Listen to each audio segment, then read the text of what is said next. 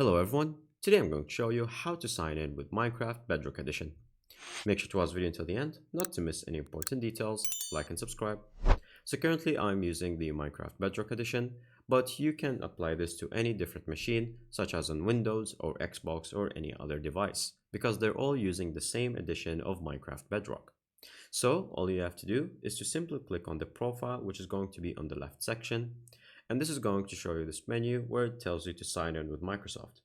Or you can simply just click on the sign in button that is going to be on top of it right here.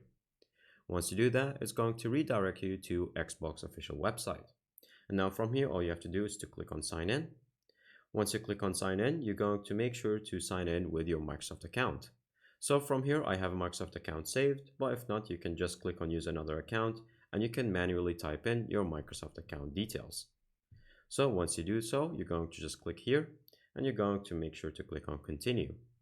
Now from here, once it signs you in, it's going to just reload and it's going to tell you to welcome back or that you're just going to show you the username.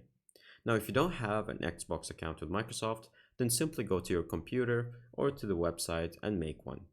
Then once you do that, just click on let's go.